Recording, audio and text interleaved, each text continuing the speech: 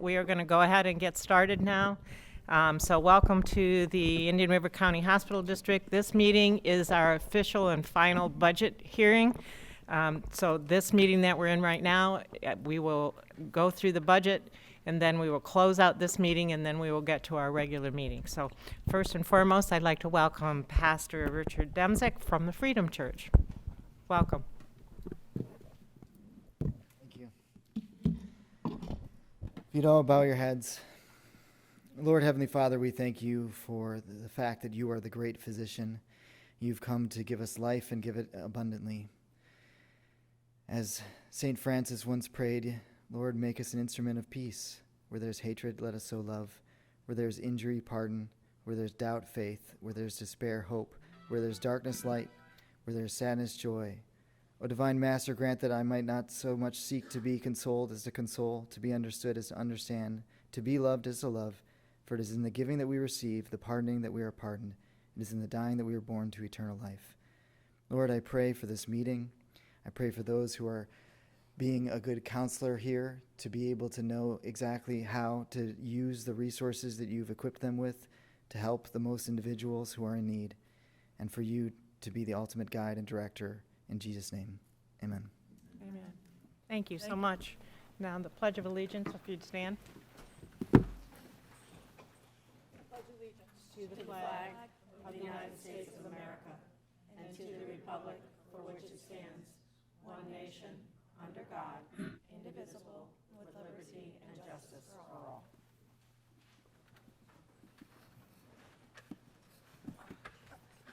I'm going to turn it over now to our treasurer, Alan Jones, who is actually on Zoom as he is in Hawaii. So, Alan?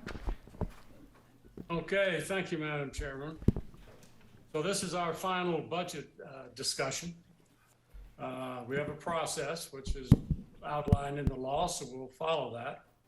Item 1 is to discuss the percentage change in millage rate versus the rollback rate.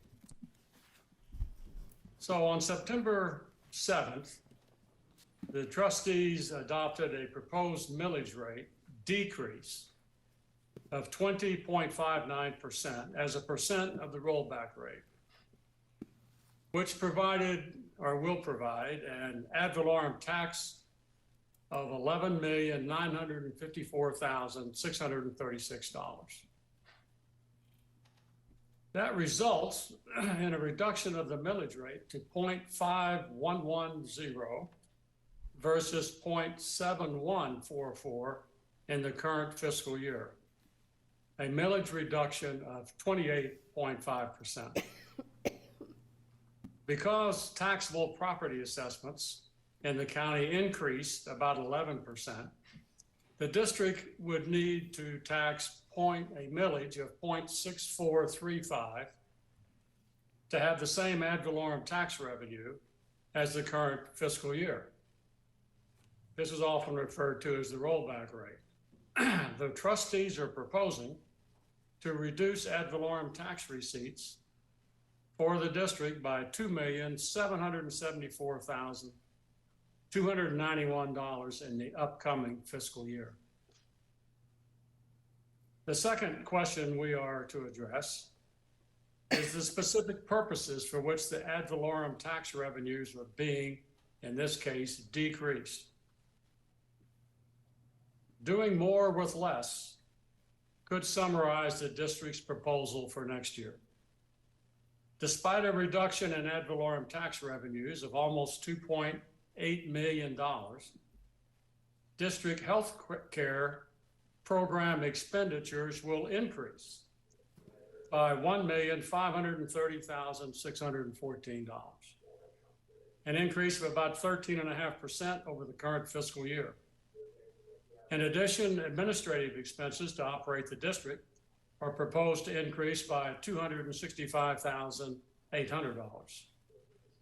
Inflation has had an impact on each of the organizations the district supports, as well as on the district administrative staff and operating expenses. Despite these pressures, the proposed budget reduces the ad valorem tax burden on the taxpayers by 18.8%, while increasing funding for healthcare services benefiting the residents of Indian River County.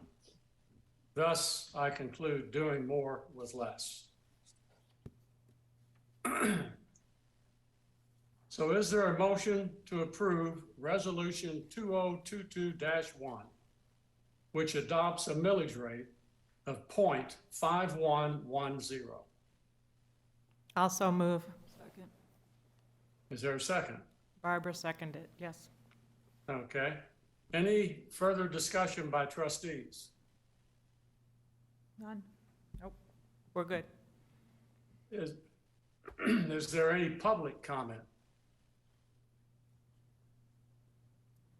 Appears not. Hearing none. I'm surprised somebody didn't stand up and say thank you, but nonetheless, we will call the question. So there's a motion to approve Resolution 2022-1, adopting a millage rate of 0.5110.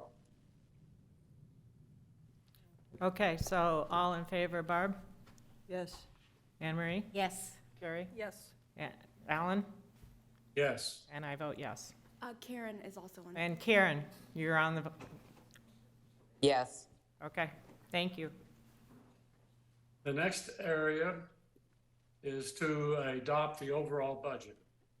So is there a motion to approve Resolution 2022-2, adopting the overall ad valorem budget of $11,954,636? So move. Second? Carrie seconded. Any further trustee discussion? Any public comment? Still no thanks. Still no thanks. Still no thanks. So let's call the question. Okay, Barbara? Yes. Anne Marie? Yes. Carrie? Yes. Alan? Yes? Karen? Yes. Okay, and myself is a yes. Okay, having adopted resolutions 2022-1 and 2, the millage rate as a percent of the rollback rate represents a reduction of 20.59%. That concludes the process. Okay, is there any other public comment?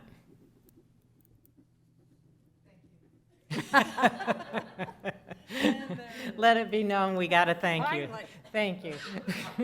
Okay, hearing no other public comment, will adjourn the budget meeting, and thank you all for going through that with us.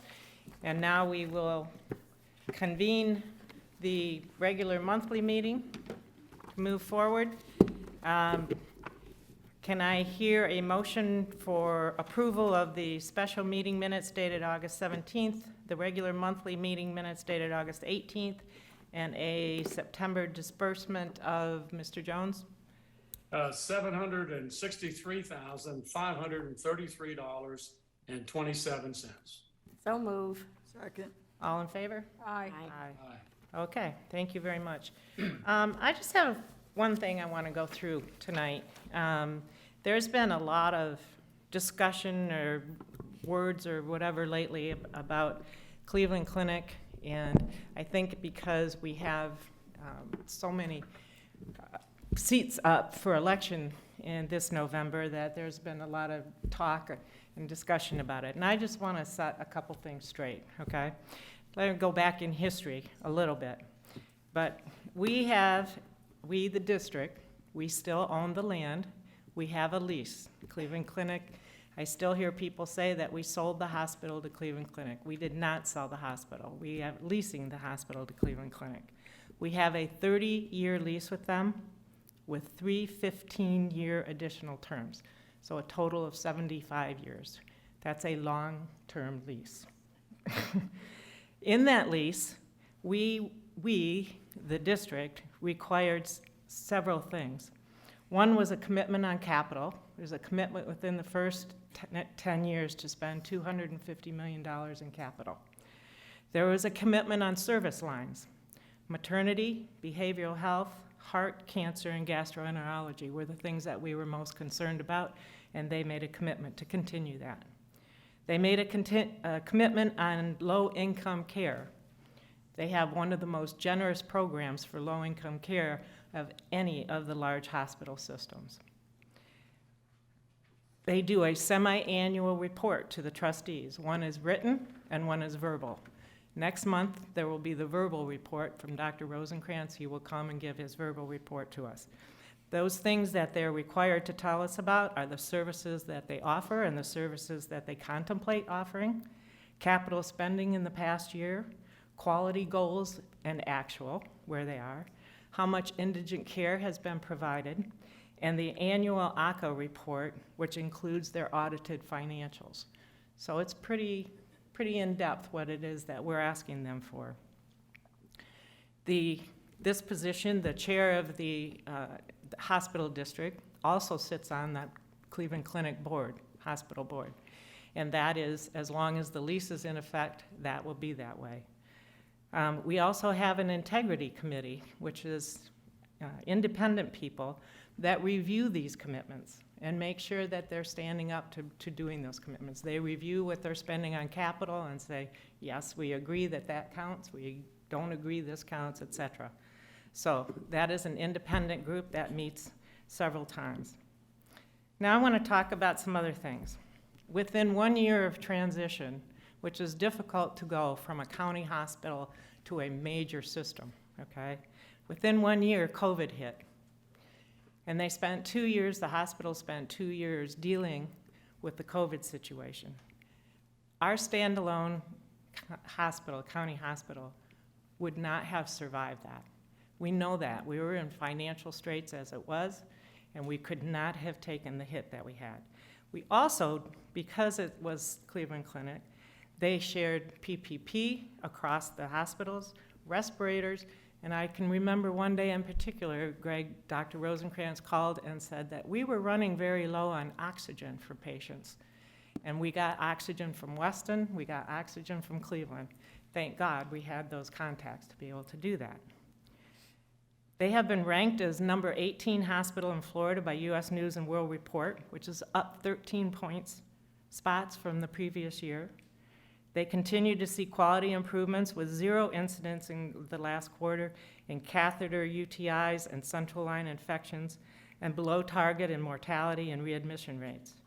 They have also been recognized by the Florida Department of Health for excellence in maternity care, for reductions in primary C-sections from 31% down to 20%. They have successfully started the first intensive outpatient behavioral program, and we're going to hear about that today, that we're very excited about, and now expanding that. Have established a medical assistant program with IRSC where CCF, Cleveland Clinic, pays tuition. They've begun a sports medicine partnership with Sebastian High School to support the athletic teams.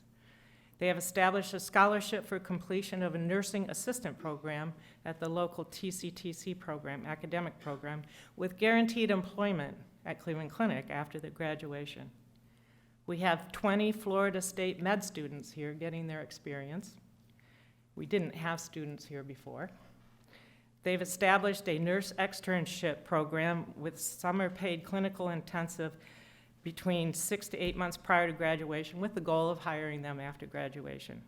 51 RNs have been hired since June 1st, 51, and 13 new physicians. Now, I'm not here to tell you that they're doing everything right.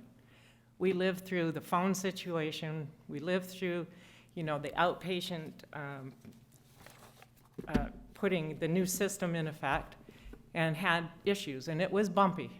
They will be the first to admit that it was bumpy. We've got, I think next month they're going inpatient for the system, so fingers crossed, okay, that all that works very well. So I'm not here to say that they're doing everything right, but I am here to say that, number one, the district does not get involved in operational issues at the hospital. That is not our role anymore. Our role now is looking outside of the hospital and being able to take care of people and making sure that people are getting care. The other thing I've said, and I have said it over and over, thank God they're here, or we wouldn't have a hospital here today. So I know there's issues. I know there's been problems. They know what they are. regularly. Dr. Rosenkrantz and I meet probably every 2 weeks, and I tell him all the things that I'm hearing, okay? Here's what's going on, here's what we're hearing, here's what you're hearing. Some things they can't talk about, some things they can, okay? But that's where we are. So I just wanted to kind of set the background there and set it straight. Okay? That's enough for me. We did have medical students before Cleveland Clinic. I just wanted to make that Okay. clear. Well, they're That's- bringing 'em we've- in. We've had the FSU Okay. students here for a while. Okay.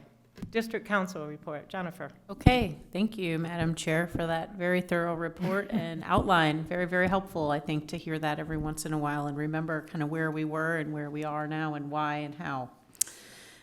Okay, so for my monthly council report, it's been a busy month for us working with the district as you are completing your budget cycle and working to get all of our agency funding agreements in place for our funded agencies and finalizing that agreement with district staff.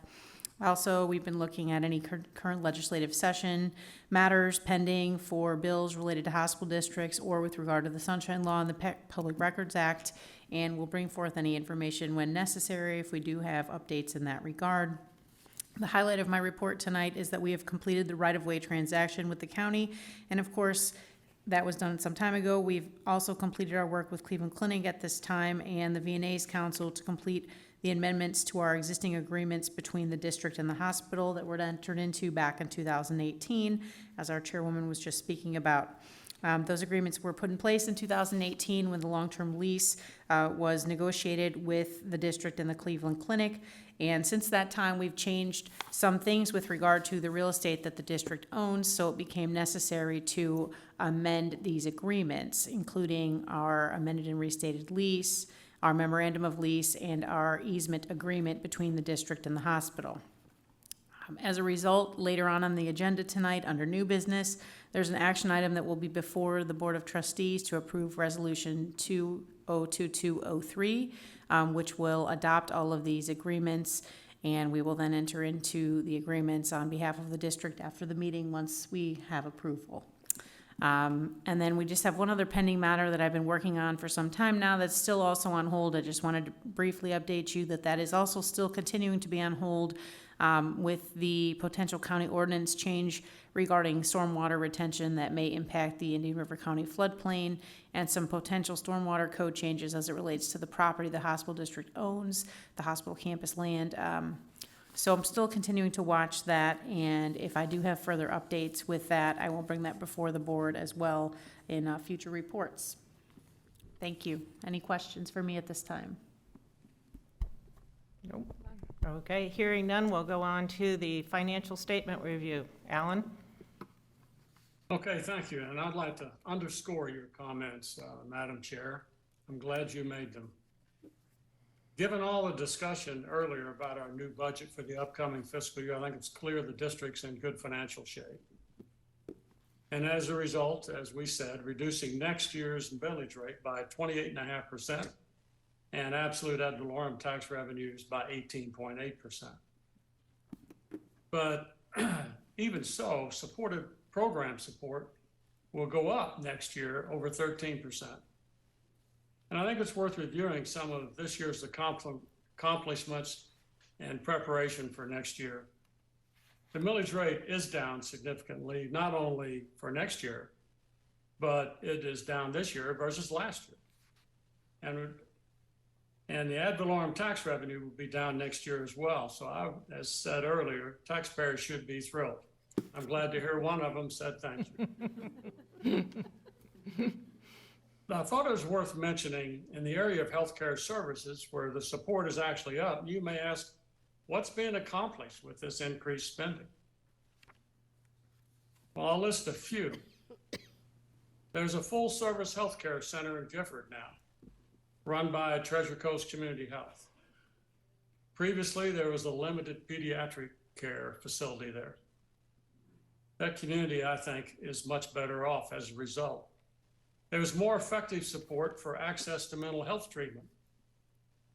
In addition, there is support for substance abuse treatment. The VNA's mobile unit continues to support the community by bringing healthcare services closer to home.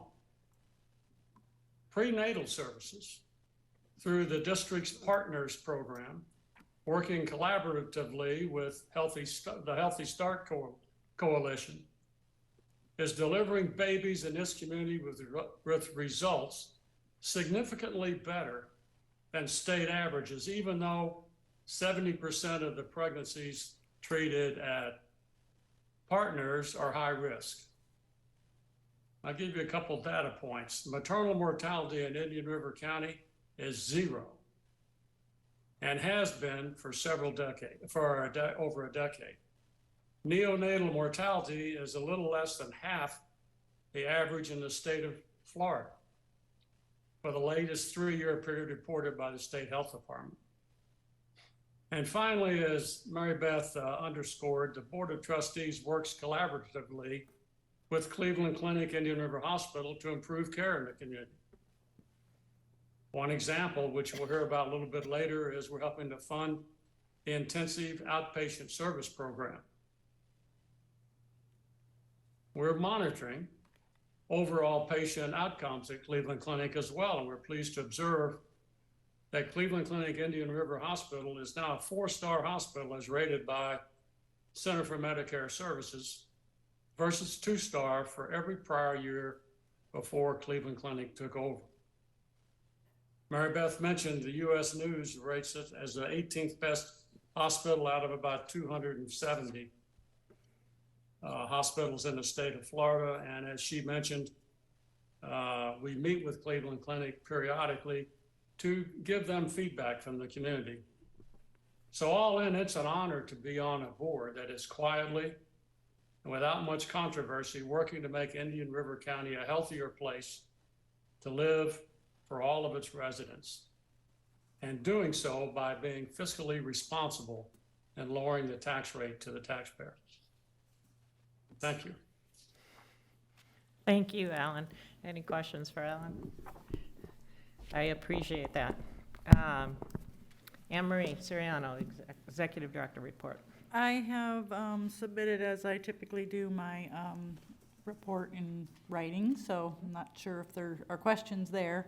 A couple of those highlights, we've talked about most of the activities that have been happening, but we are hopefully at our October chairman's meeting going to regroup on our strategic plan now that the budget has been approved and we have some new tasks coming forward to figure out how we can all come together and then roll that out to the community. So looking forward to that piece. I don't think there are other things that have come up since that we haven't talked about in the last couple days. So Okay. there are questions, I'll entertain them. All right, we'll move on. We actually are going to have a discussion about the Partners in Women's Health update. It says on your agenda Megan McFall, but Megan couldn't be here today, so I know Andrea from Healthy Start and company are going to be here and go through this, so I appreciate it. Welcome.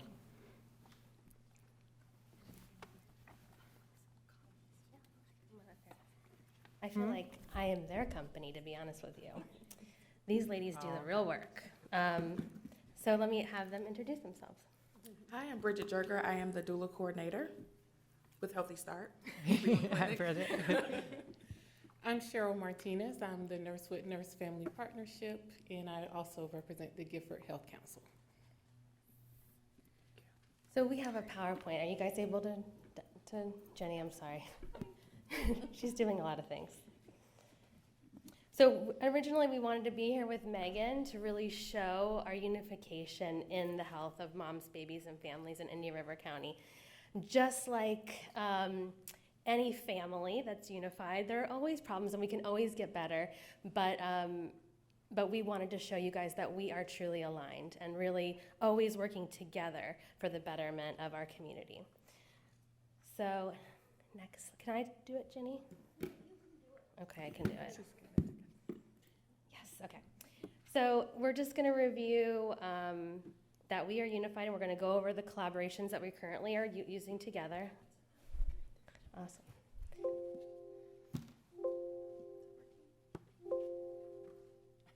And then we are going to talk about how breakdowns lead to breakthroughs and how we are improved through these the situations that come up that we have to talk about. The hard things that we have to discuss are going to mean improved outcomes for our community.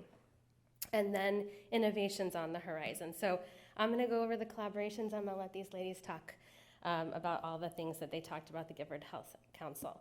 So a lot of you guys know how Unified Healthy Start and Cleveland Clinic are, but just to review, Healthy Start offers all the breastfeeding support bedside at the hospital. We work with them to do coordinated intake and referral, so we're embedded in Partners in Women's Health. So a Healthy Start staff, when they first walk in, every first visit is Healthy Start sits with that mom and does a full intake, talks to her all about all the things that we need for Healthy Start and all the things that they need for partners, which is a benefit to the patient because they're not having to do it twice, which they were before. And now it's just one stop. And then we're referring out to resources, obviously. We have a postpartum nurse, so every mom in Indian River County has a nurse that she's entitled to come after she gives birth into her home, help her with breastfeeding, help her with all those questions, help her to understand that she's not crazy because she hasn't slept in 3 days, and all the great things that happen in the postpartum period, make sure that she knows, and that's an RN that does that work. Presumptive eligibility of pregnant women after a 6-year climb for me and my predecessor, I think a 3-year climb for her. We were finally approved to do presumptive eligibility for pregnant women in Partners in Women's Health. This is huge for our community and will mean one less barrier, and we all worked together to make that happen. Health Education's Parents and Teachers is also housed in collaboration with Cleveland Clinic. The Grow Doula program started at Cleveland Clinic, and we just finished filming a Grands Round video that will go to every hospital across the state. Dr. Rosenkrantz spoke in it, Megan spoke in it. It's awesome, it's just amazing. And he actually said that he would try to make phone calls for us if any hospitals were giving pushback to implement the program. I don't know if he has time for that, but I'm excited that he volunteered. That's great.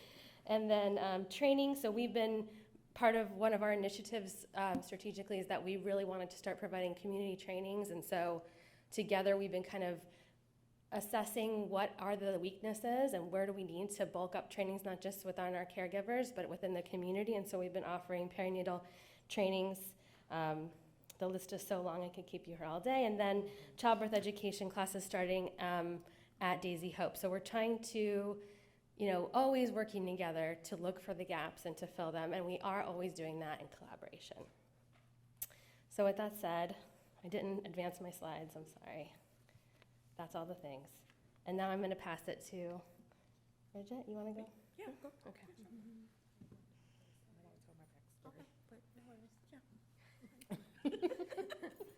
Just continue coordination. Thank you so much again for having us here today. It's just been a pleasure to know that our words have value to it, just in a society where we're often not heard.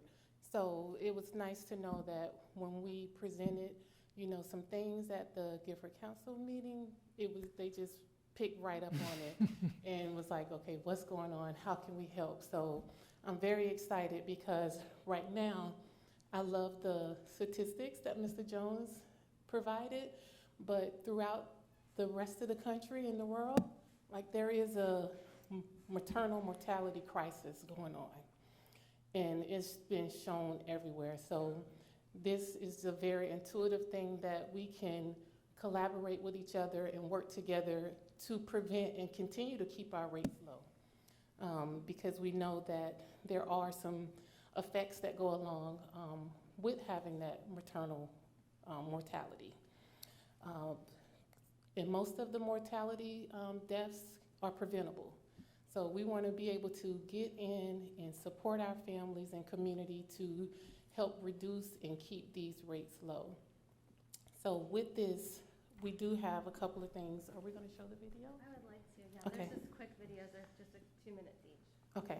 So if it's okay, we wanted to present the first one is Aftershock, and it's just a video. It's a documentary that kind of gives some information about the ripple effect that it has on families. So.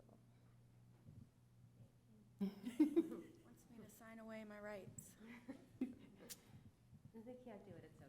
Yeah.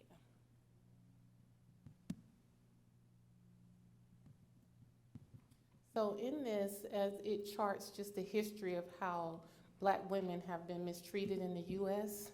Healthcare system, and it also highlights, some of the efforts that are underway that's stemming from midwives, doulas, birthing centers, and all of those things that this community is already looking for and to do. So with that, these things help reduce the disparities. My daughter's story is loud, colorful, and artful. She was awake, aware, and active. And yet she still died. After she gave birth, Shamani was complaining that she had really sharp chest pains. The ambulance came. I'm telling them the symptoms. Is she on drugs? Next set of people come in. Is she on drugs? They kept asking her mother, is she on any drugs? I'm like, do y'all talk? We waited a solid 12 hours. She's gone. Black women are 4 times more likely to die than their white counterparts with the same symptoms. Why is that? This is a growing epidemic in our community. Hundreds and thousands of men are going through the same situation.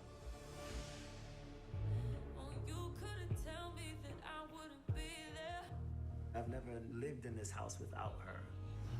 You just gotta keep pushing forward. I can't let Amber be another statistic. If these numbers were flipped around and white women were dying at the rate that Black women are dying, it would be a national crisis. We fight against maternal morbidity event by event in order to create change. We can turn our pain into power and make something of this. Shamani Gibson, we hear you, we see you. I planned on spending a lifetime with Amber. I wanted to give her my life. This way I'm still going to. The revolution will be tweeted, Instagram, Facebook. This fight is not over. When Black mothers die, there's a ripple effect. We call it aftershocks.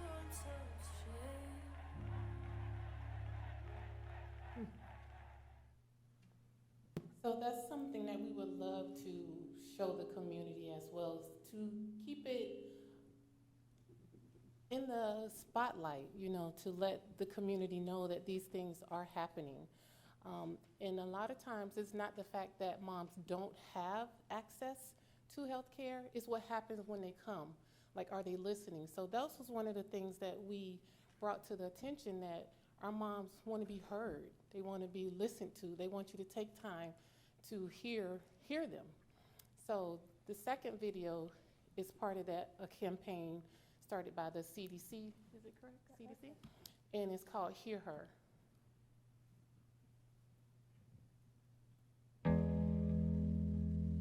He's the one who noticed his mom's face was swollen.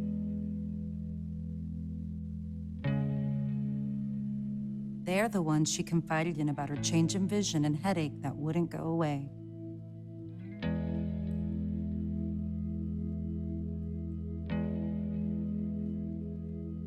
He's the one who really listened when she said that something just didn't feel right. When she had chest pains a few weeks after delivery, she's the one who insisted on admitting her to the hospital.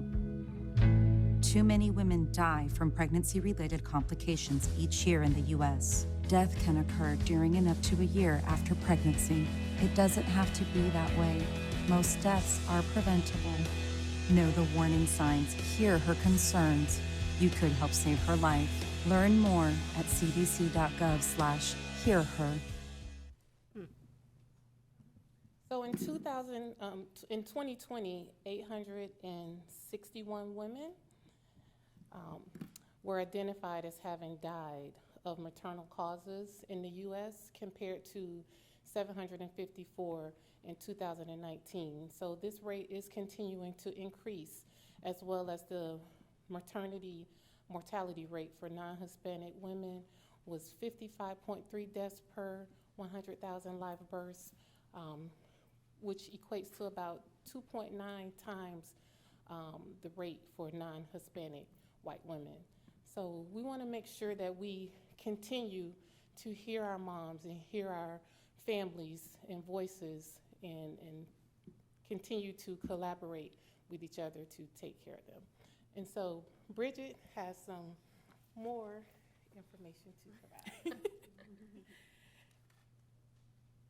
So one of the ways that we have started to collaborate, as you know, our voices were heard, and it strike this ripple effect. And I think Cheryl and I look at it as a good way. So we sat down with Megan McFall, and what is happening now is we will give her in the moment, real live examples of what is going on. So about a week and a half ago, I walk into a visit with one of my doula clients. And a visit usually at this point is about 30 to 45 minutes. But in the beginning, I will start here. In the beginning, we went back and forth of, are we gonna keep this appointment? Because of some things that were going on with another appointment that she had. And I immediately said that appointment is more important. Let's, get that appointment settled, and we can reschedule our appointment anytime. So in the midst of that, she said, it's not happening, come over, let's go ahead and have the appointment. We had the appointment, and the first 45 minutes of that appointment was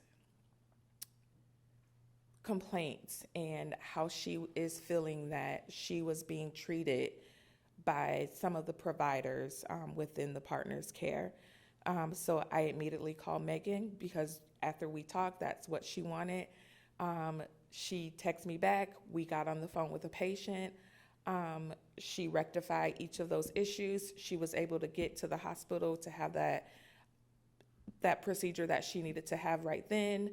And the client at that point, was able to talk to Megan, express all of her concerns that she's been having since she started care there.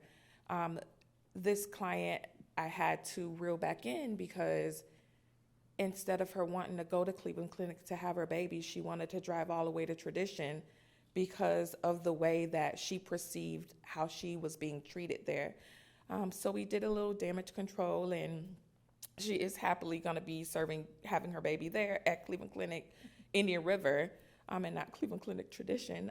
But it's just one of the ways that we have had this conversation at the district meeting, us sitting down with Megan McFall and starting that collaboration and getting some real live feedback. And it's already starting, that client was happy. She's like, oh my God, you made a phone call, and now I'm getting in, and things are happening.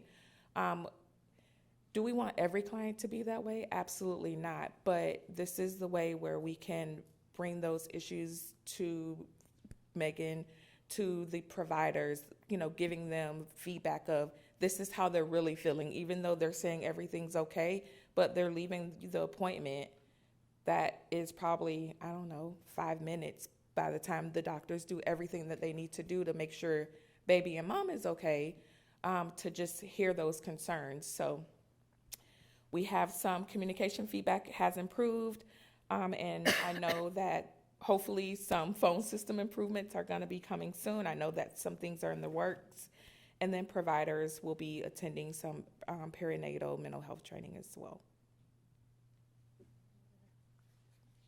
Yeah. Okay. Oh, there's one. Okay. All right. Okay. So the innovations, there are more coming that we really want to do. Because the feedback loop is wonderful, but there are so many amazing innovations and programs out there that will help this situation. And if you know me, I'm always trying to do probably a little too much, but I want, this is a situation that has been made clear to us that we're not doing the best we can do, and so we need to try to do better.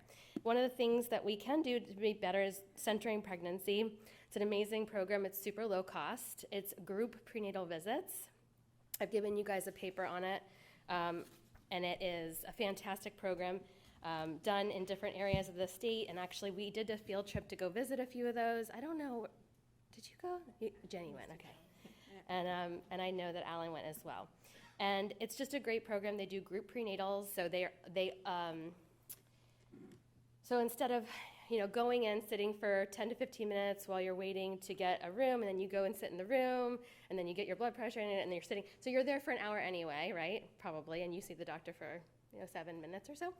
And so instead of that, as soon as you walk into a group. It's your cohort group. You're like 1 month pregnant. You sit down together, and you're already with an educator, someone like Bridget who knows all about the birth process, the pregnancy process, and then there's a provider there as well. So they're having discussions, kind of like childbirth education, but they're talking about what's going on with them together. They're providing each other with social support, and it's empowering because the moms serve each other. So it's oftentimes our experience with a doctor's office is very passive. So you're kind of going into it. They're taking your blood pressure. You're not sure why. You're peeing in a cup. You're not sure why. You don't know why all that stuff's happening.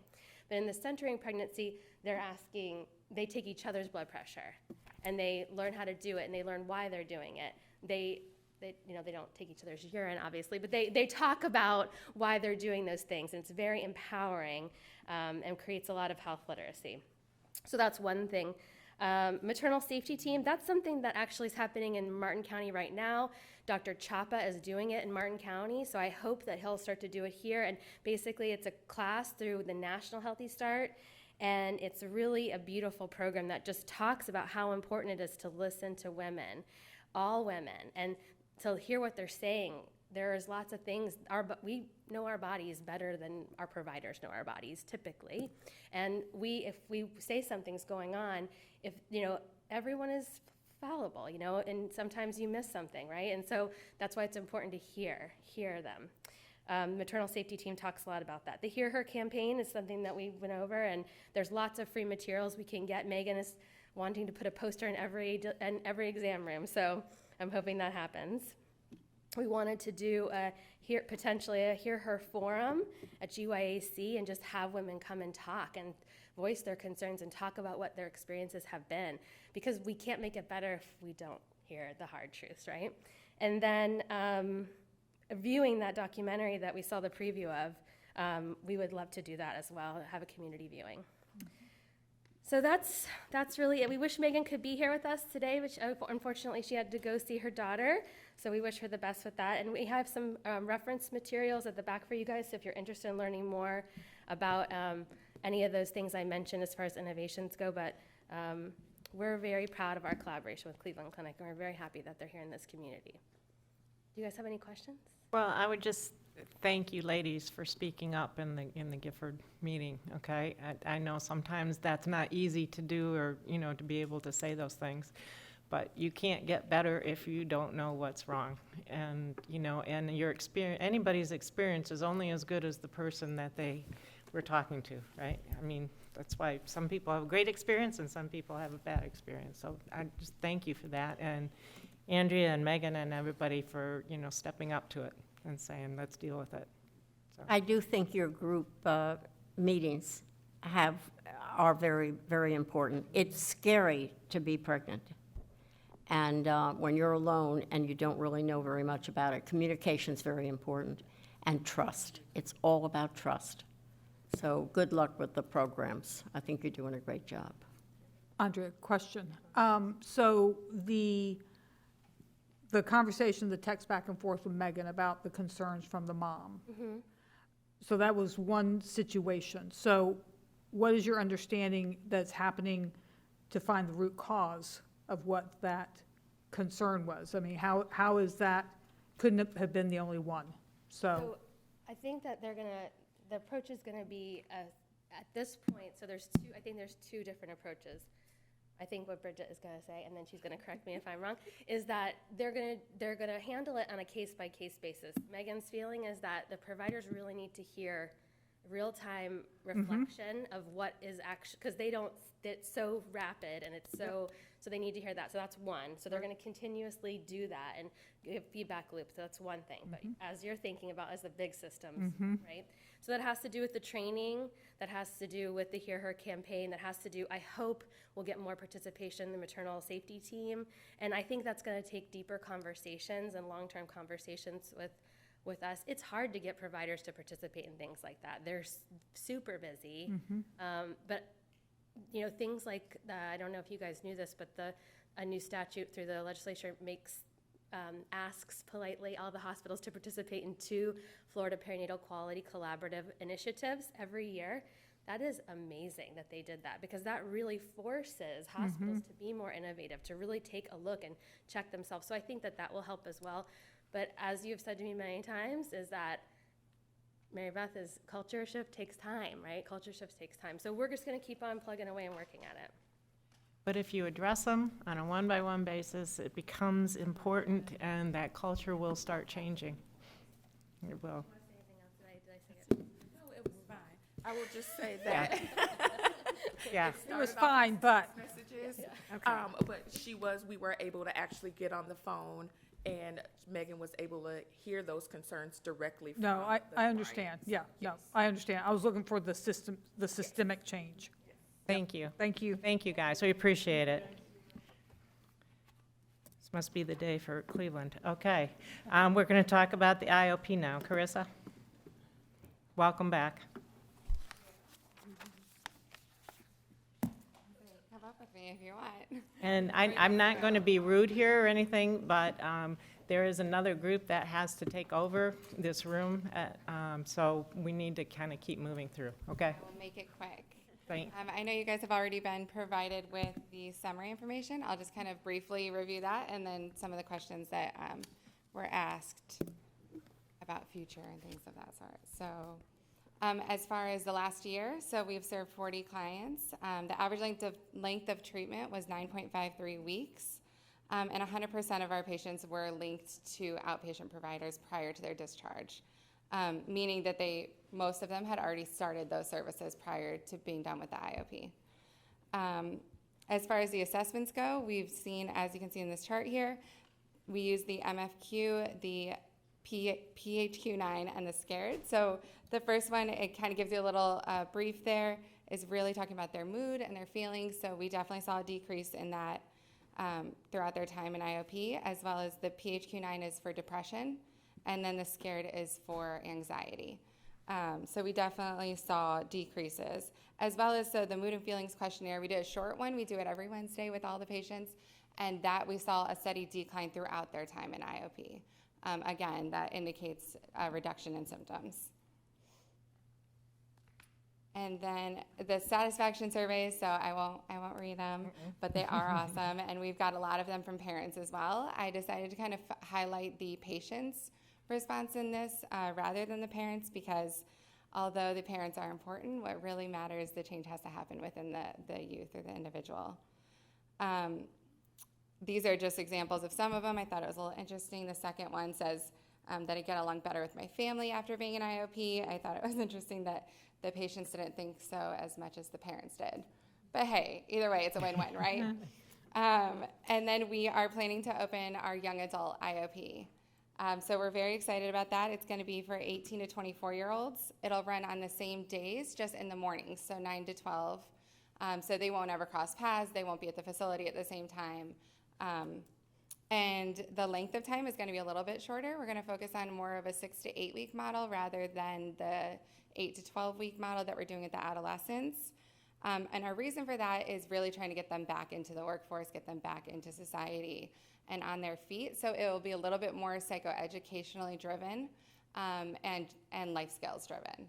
So, if they're looking for financial literacy, that week we're going to do our DBT skills, teaching them the coping strategies, and then we're also going to tie it in with let's do some financial literacy to help out with those life skills. We are going to be hiring a licensed clinical social worker, which we have actively posted, and I just got out of an interview not too long ago. So we're actively looking for that right now, and then we are in the process of hiring a full-time mental health technician. Who will be there to assist with the groups and keep the kind of the back end things running as the program grows. So we're really excited about all the changes.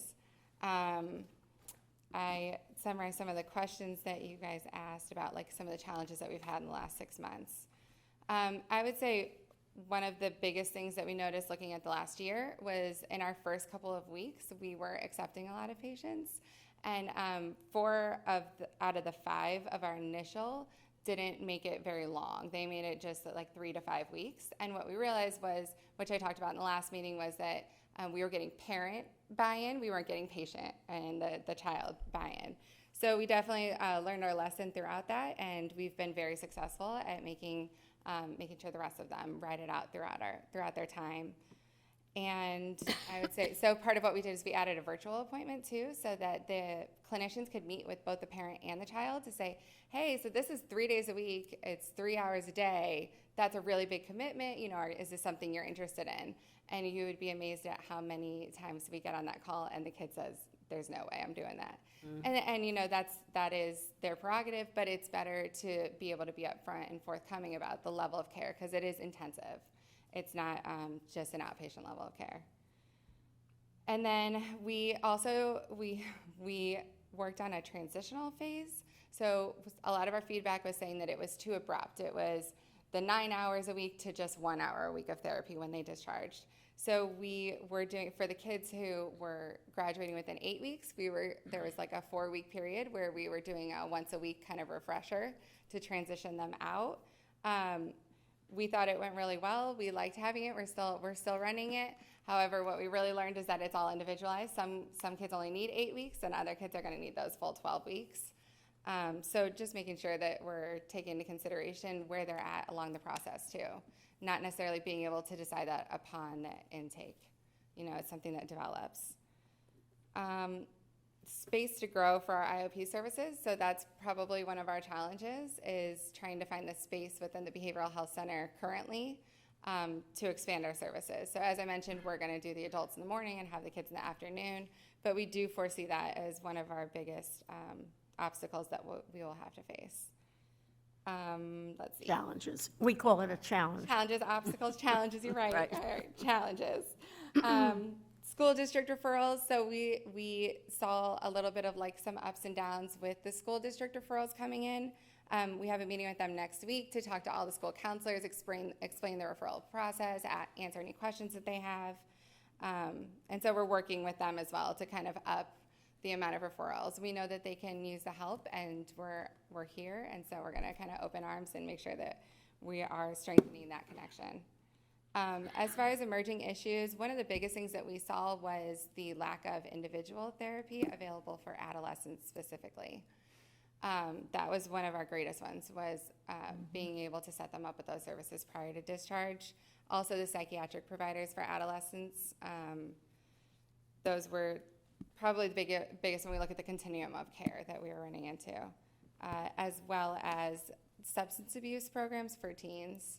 I think specifically, we know we have like the Substance Abuse Awareness Center, and we have some great ones. It's just that there's a lot of substance use going on right now with the adolescents, a lot of vape usage, a lot of so nicotine and also marijuana use. So just kind of keeping that on the radar as something that is definitely a problem in our area. As far as things that might be different in the next 5 years, we think that there will continue to be virtual services.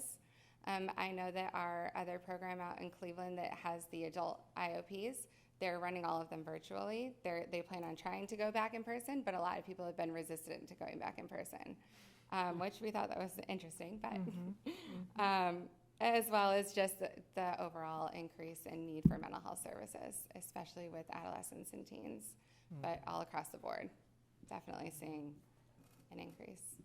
Okay. Are you full? Right now? No, we're not full right now. We definitely saw a decrease in the referrals coming in over the summer.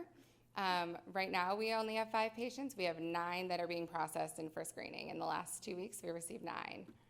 So as you can see, it's been definitely, I think, getting back into the routine of things and getting those referrals coming back through has been an important piece. We received 103 total referrals throughout the last year to our program. Wow, okay. Who is that? Well, we have some of the other funders that fund this program that are here, and Jeff Pickering is on Zoom, and he has a question. Okay. Jeff, you have a question? Because I can't see who's on. Yeah. Here he is. Jeff Hi, Pickering? good evening. And I was curious about whether or not there was a financial report submitted along with the program report, and if so, can that be shared? Yeah, I do have one, and we also have, Yep. And to have that information since inception and then through the reporting period would be helpful. And if there were a way to include just a simple calculation for the cost per patient for participation in the program, and whether or not you know, or can answer this now, but is the program, given the results that you've presented, costing less than what you thought it should, about right, or more than what you thought it should cost? I'm going to let our finance department speak. Yeah, to that. Warren Fuller is here, and But I do have this. he can talk financial. Hi, so I'm assuming everyone got the financial report. No. No, All right. but we will get it. You'll get it. So Okay. the last time we reported was for June of '22, so this is an update from June. This goes through August.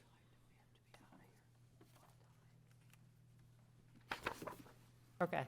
And so when we Just for spoke- those, can you introduce yourself so Yeah, that Warren people Fuller, on Zoom? Cleveland Clinic Thank you. Hospital. When we spoke in June, we had a deficit of $19,000. So our expenses exceeded our income by $19,000. Well, through August, that's improved, and now we have a surplus of $15,000. And this covers 15 months. So this is June 1st, since the inception of the program, through August 31st. Okay. The team is doing a great job on making sure that we are billing and collecting through other funding sources that are available to us. They're doing an excellent job. So we've outperformed there regarding the budget. If you take the budget we proposed and gave to you in our agreement, we've exceeded those other funding sources. In addition to that, our salaries are under at this point, and I think it's just because of startup. So at this point, we have a surplus of $15,000. To remedy that, we are not going to invoice next month, and that'll bring us to break even for the period. Does that answer your question, Jeff? And we'll make sure that you get this sent to you. That would be great, thank you. Yes, we'll make sure you get that sent. Okay, any questions? Thank you. And I see Meredith is back there too, so we'll make sure you get the information as well. Okay.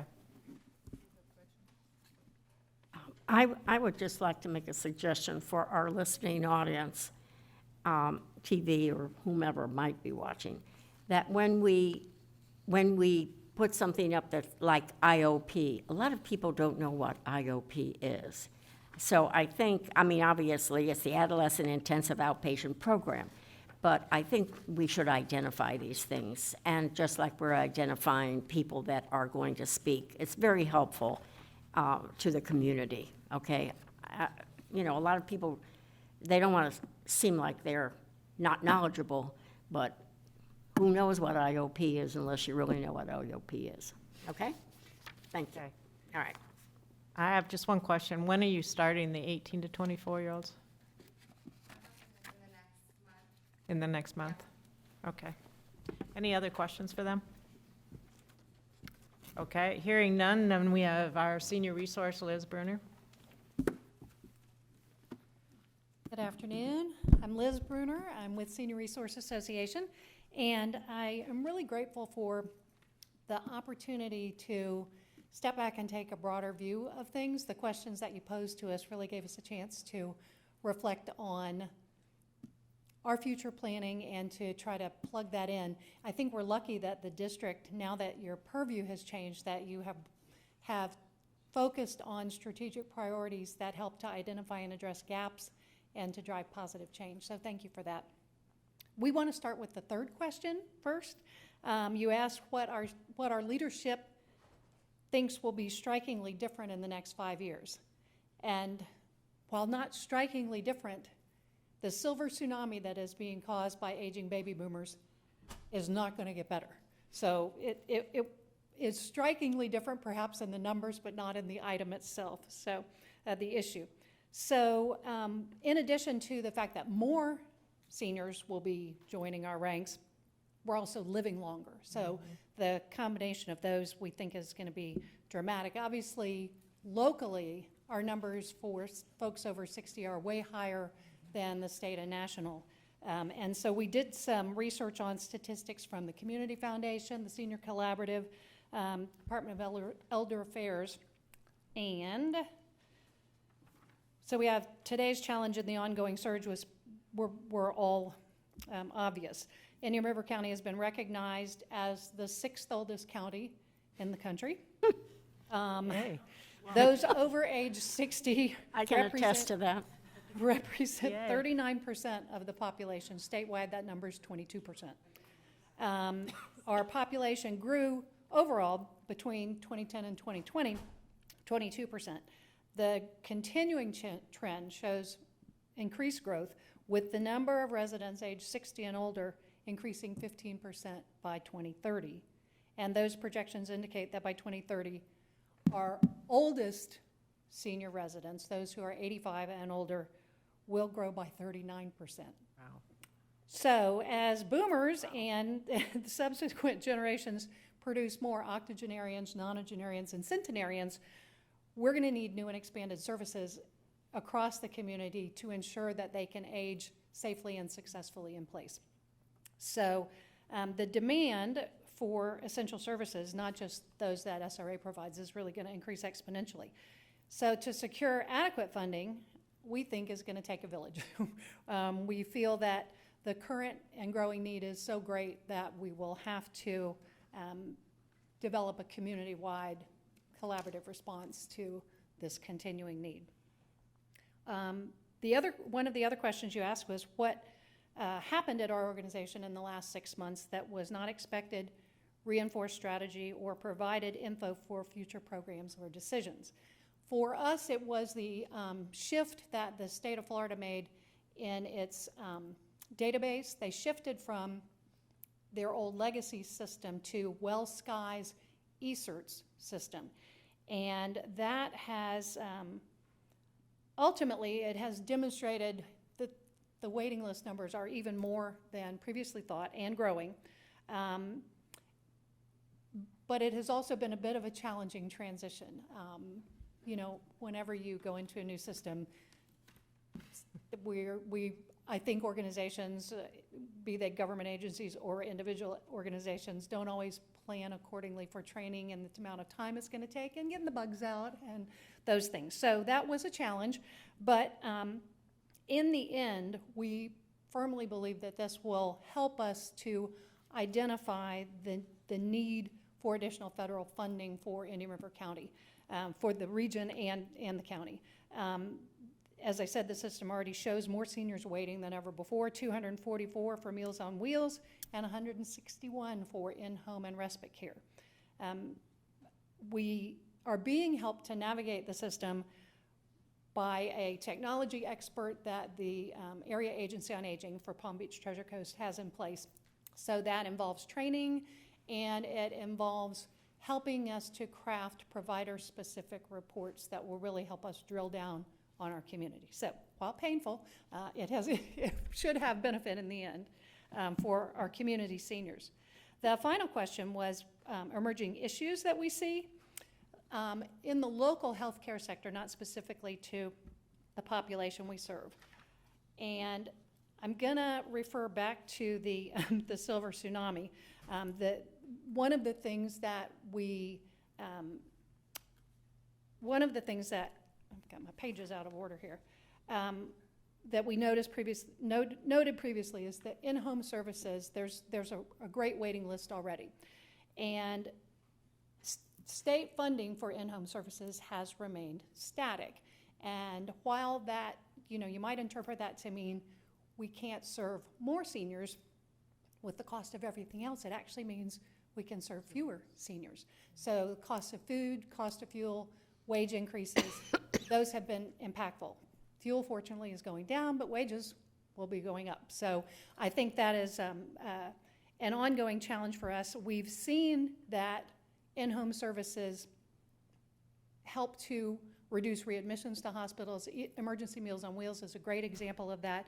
And some studies show that as much as 25% reduction in readmissions for hospitals is a result of in-home services. So it makes sense to keep doing that. And of course, The rehab facility, you can shorten stays that seniors have in rehab facilities, and you can delay their admission to advanced care facilities within home as well. So, and one other benefit, and I guess I thought of this maybe because my friend Warren was here, the financial burdens on some service providers are reduced with a collaborative in-home effort because hospitals, for example, are penalized for readmissions, potentially penalized for readmissions because it's tied to their CMS rates. And so overall, it can help more organizations financially as well.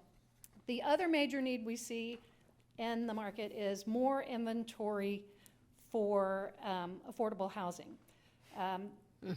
People may not view this really as a health issue, but if you think about the choices that seniors and other residents are forced to make, do they keep a roof over their heads?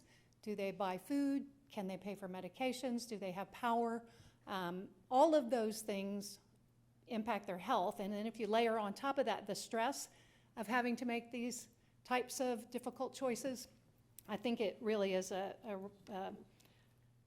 definitely would contribute to declining health. So our Meals on Wheels wait list, actually that is definitely a factor in that growing number too. So, so those are the things that we would like to share.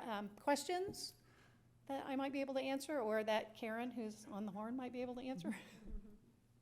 Any questions? Very helpful. Appreciate you doing those, answering those questions. Thank you. You're very welcome. Thank you. Thank you, Liz. The silver tsunami, I hadn't heard that. Okay.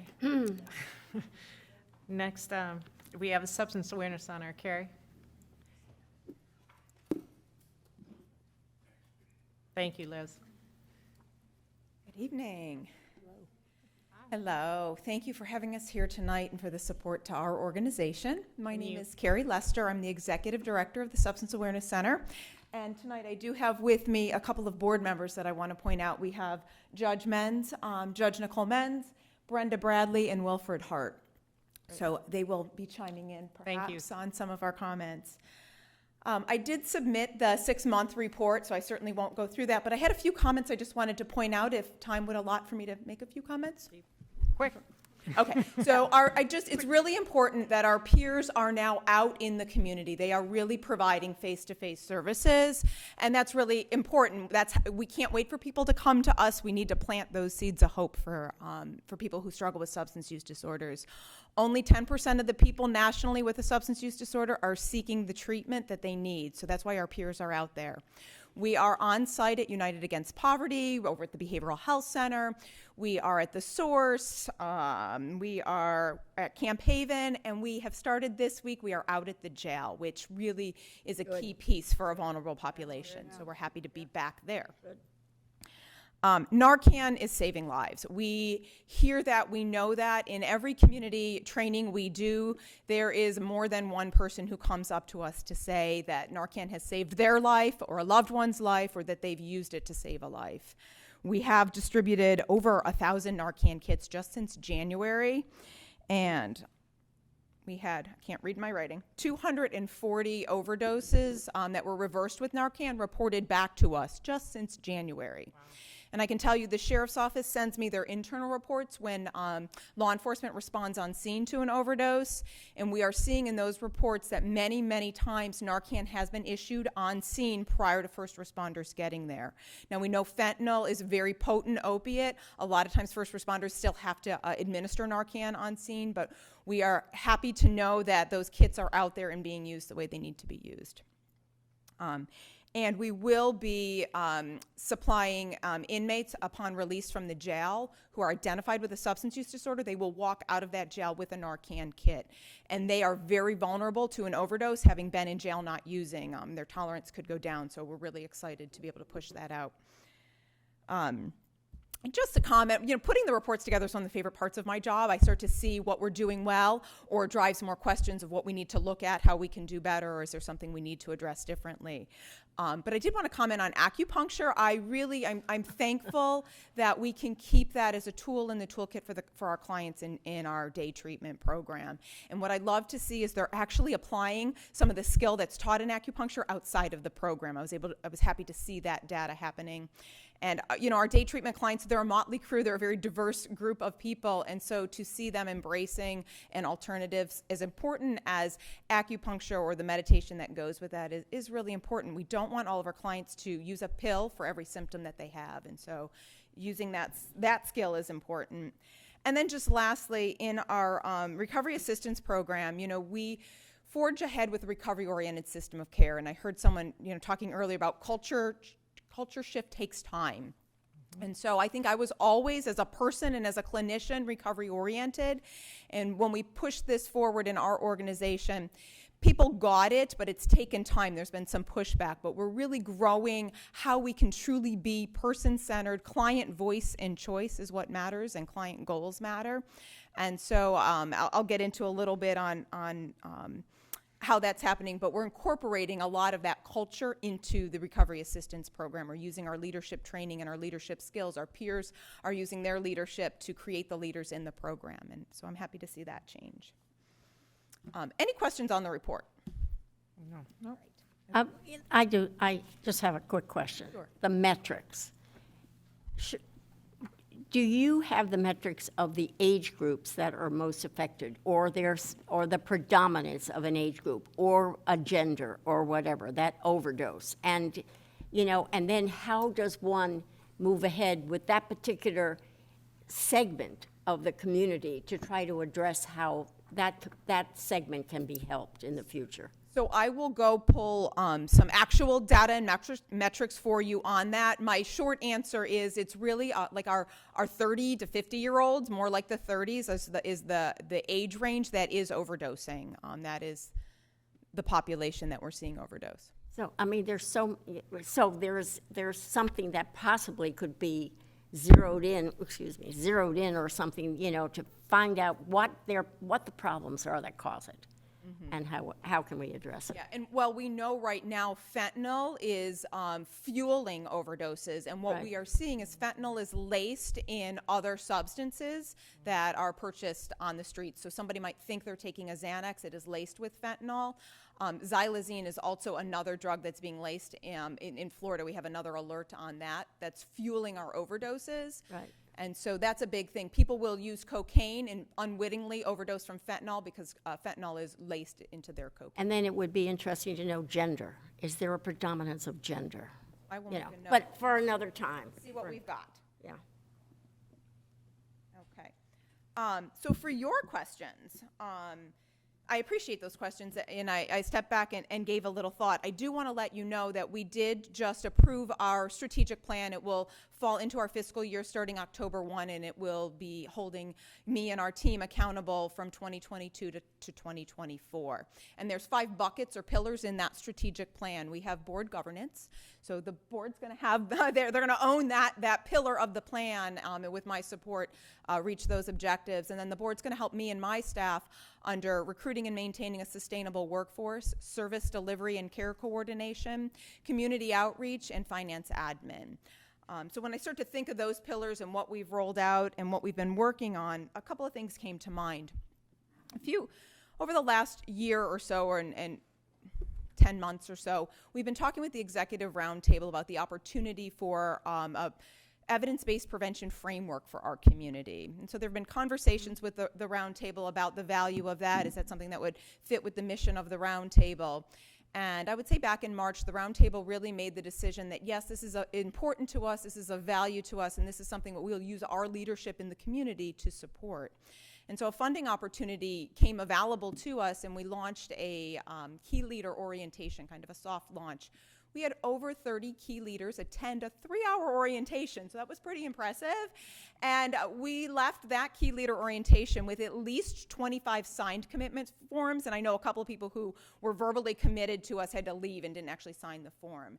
And so I think for me, that just really, when we look at our role as a prevention leader in our community, when we look at our strategies under prevention works and our community outreach, that was really important that we are looked at as a lead agency for that, and that the value of a prevention framework in our community is embraced and that we can champion that effort. Another thing that's kind of happened in the last 6 months, planned and unplanned, is we've known space has been a very precious commodity in our organization, and we've been outgrowing our space. But it became very, very, very evident this summer, particularly when a lot of our school-based staff were working out of the office. And it was just very hard for so many people to be on top of each other, having to shift places. We've worked hybrid models, some people working at home, sharing offices. And it just came to my attention that we needed to take some sort of action. And so we kind of did a bridge and a Band-Aid. And over Labor Day weekend, we moved the administrative and the coalition staff into the executive courthouse. And just in that short period of time, I had an all-staff meeting last Friday. Several staff just came up to me, thanking me, saying how important it was to have their own space, that breathing room, and the energy has changed in the office. People are reinvigorated about the work that they're doing. And so it just really reinforced how important it is that we as an organization, we've got some flexible leases that we are in so that we can truly plan the next 3 to 5 years where we are going to be and how are we going to address our space issue. But it was really important that we give people the space that they need to do their job. So that's helped. Another thing that happened is really just reinforcing that recovery-oriented system of care and that person-centered philosophy. And like I said, back in my training, I've been doing this work long enough, we had something called confrontative therapy, where we got in people's faces. You could yell and scream at them. You were going to tear them down to build them back up. And science has shown us that does not work so well. But it's been a shift to really get everybody to completely buy in that the clients have the best answers, and their goals, even though we can see like 3 pressing goals, like you got to focus on this, you got to focus on your recovery first.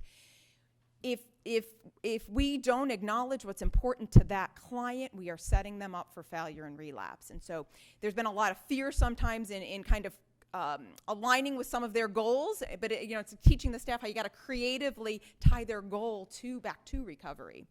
And so I stopped in one of the recovery homes. They had a meeting. They have their weekly house meeting, and I try to get there a couple of times throughout the year. And I was late. I got there towards the end, but had time to sit and chat with the men. And unprompted, they shared with me their experiences. And substance users probably have the average is 13 times in a setting before they actually get long-term recovery. So these guys had several experiences, and they said, Carrie, this program is so unique. And they shared with me that all the staff genuinely care. They listen. They shared with me how important it was for them to have that voice and choice reinforced and what that meant to them and how it felt on the receiving end. And they shared their experiences in other programs, when it was very authoritarian or when they were given this, it was this or this, and instead of really what their plan and being able to evolve their plan and their dreams for themselves. And so for me, that just really reinforced some of the fears of my staff of like, okay, well, how do we let them just do that, to that really is the right thing to do, because nobody likes to be backed into a corner.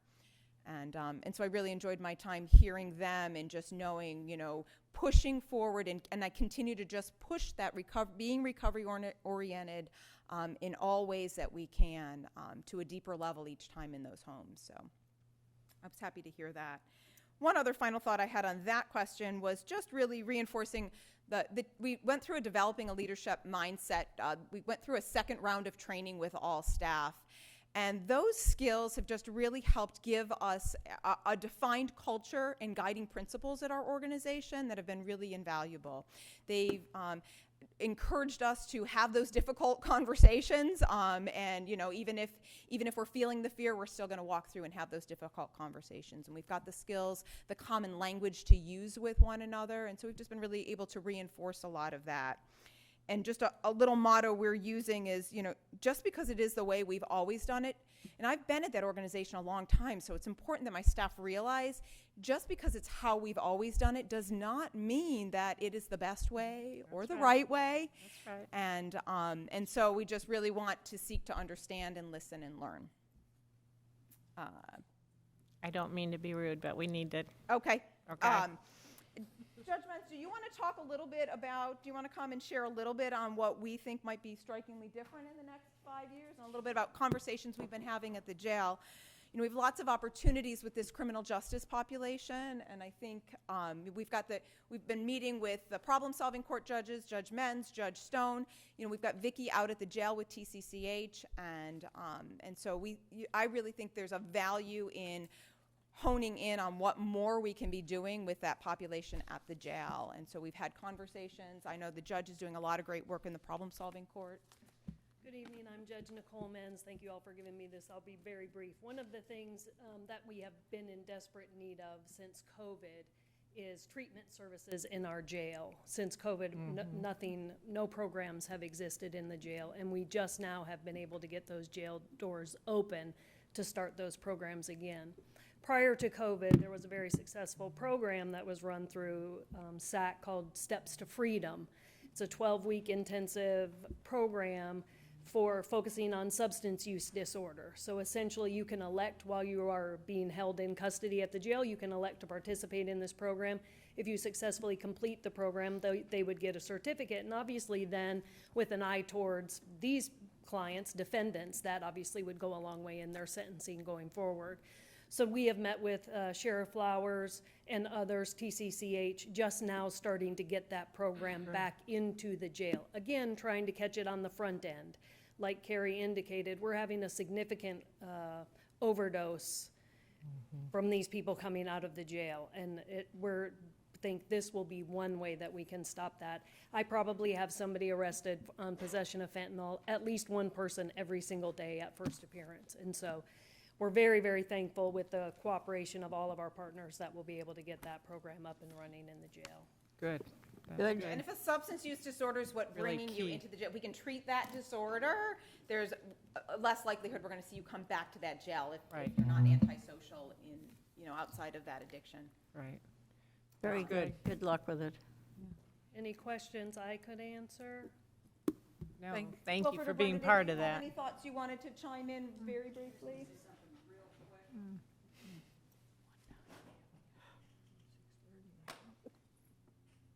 My dinner's getting cold. Hi, I'm Brenda Bradley, and I am very blessed to have the privilege of being a fundraising co-chair for Camp Haven and to serve on the board of such an important organization in our community. And just wanted to share real quickly what SAC does for the Camp Haven men. They teach a series of classes at Camp Haven residents regarding addiction, understanding addiction and coping skills, and conduct drug and alcohol testing for the residents and the applicants, train staff and residents on the proper way to use Narcan, and provide Narcan to staff and residents. They also provide outpatient addiction counseling to residents, and Camp Haven refers applicants to SAC Men's Recovery Home if needed prior to admittance to the Camp Haven program. So it's just a collaboration of two great organizations in the community, and a lot of people really don't realize how important SAC has a role in Camp Haven's success of the men. So thank you. That's great. Very good. That's great. Thank you. Thank you. Any final questions for me? Always a good report, huh? Thank you. Always Thank you, a good Carrie. report. Okay, any unfinished business with the trustees? New business, Jennifer? Okay, I am back again to ask for approval of resolution number 2022-03. This is for approval of the First Amendment to the amended and restated lease, approval of the amendment to the memorandum of lease, and approval of the First Amendment to the Declaration of Easements, Covenants, Conditions, and Restrictions. We did discuss this in detail yesterday at our chairman's meeting, and I've kind of given an outline earlier in my council report and provided each of the trustees with a summary recommendation for approval of this resolution. I'd like to ask if there's any questions before I call for a motion. Okay, we need a motion for approval of resolution 2022-03. So moved. Second. Okay. Is there any discussion? Okay, we'll call the question, and I'd like to do a voice vote. Trustee Bodnar? Yes. Trustee McChrystal? Yes. Madam Chair? Yes. Ms. Bartlett? Yes. And on Zoom, we have Mr. Jones? Yes. And, okay. So that is 5 in favor. The motion carries, and we'll resume to have the documents signed here momentarily. I have a couple, so just make sure. Okay, we have more to do. Okay.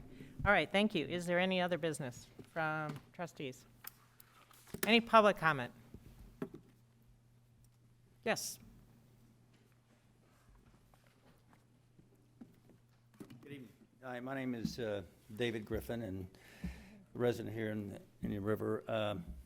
Just before I begin, I feel a little uncomfortable maybe to address this board and have some reticence to speak, but I'd like just to say I'm a messenger tonight.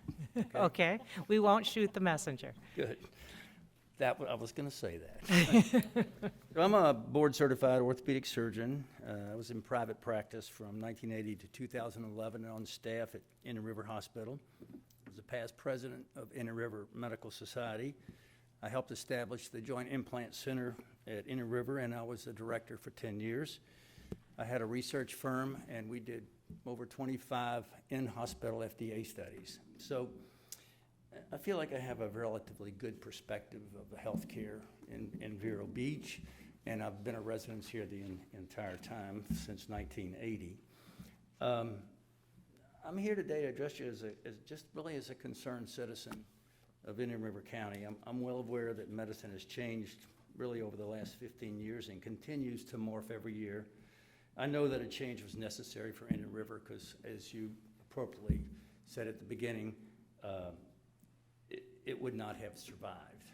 And I think that your comments and Mr. Jones' comments were very cogent and very helpful, and I think it's shows well for Cleveland Clinic.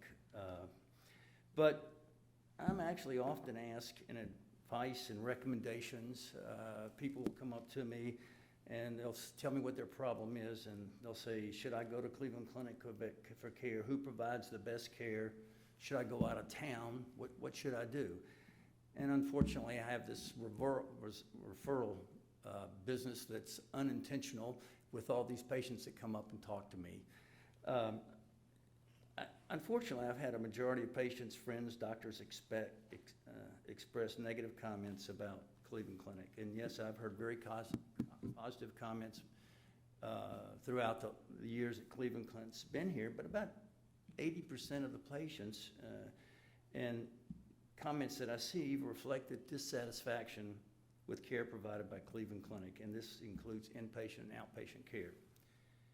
Many rumors abound. There are complaints. Patients report poor outcomes, waiting in the ER, extended ER visits before they're transferred to the floor, scheduling problems, phone issues, poor follow-up, doctors unable to spend appropriate time with patients. I hear this from my friends and other doctors, but I also hear this from the cashier at Publix, waiters, my tri-cleaner, neighbors, nurses, support staff, and teachers. It seems that the dissatisfaction spans the entire socioeconomic strata of Indian River County residents. I would personally like to know the answer for some of these questions. I've been asked numerous times what I would do for my care. I hope the hospital board and Cleveland Clinic would address this problem. Perhaps a forum for this county, some sort of committee, so concerns can be expressed to the board and to Cleveland Clinic so that we can ask some questions and answers and maybe resolve some of these issues. I feel that it would be beneficial and a good opportunity for the residents and help clarify some facts that perhaps they weren't aware of. There is a problem, and I think the board needs to recognize this. Healthcare is a major concern for me and my family. It's a priority for every Indian River County resident. We all want the best possible care that we can receive. I'm not here to judge, make accusations. I'm just here to relay what I've heard, and I'm a messenger today because this is the feedback that I get. I think we need to help stop some of these rumors, some of these facts that are not true and things that people hear to help clarify that. I don't think this is a healthy environment for Indian River or for Cleveland Clinic. I want Cleveland Clinic to be very successful, and I want to see a part of that progress, not only as a resident, but as a patient. That's really all I have to say. Thank you for that. Now, we do appreciate that, and I realize that you're a messenger, and I hear some of those same things as well. Would you possibly mind if you and I talk offline and try and figure out a way to be able to get a forum of that, with that? I think Dr. Rosenkrantz would be very For it at open all, to but that. Yeah, I would be more than happy. I think there needs to be some discussion because it distresses me to keep hearing these things. And when I talk and ask people, well, what do you think? It was suggested that perhaps maybe I come here and give you the feedback that I receive and let you know this is what I hear in the community. Now, this has been a very enlightening meeting. Your comments and Alan Jones' comments were very helpful. There's an enthusiasm here for the hospital, and I think it's very positive. But that's not what I hear in the community.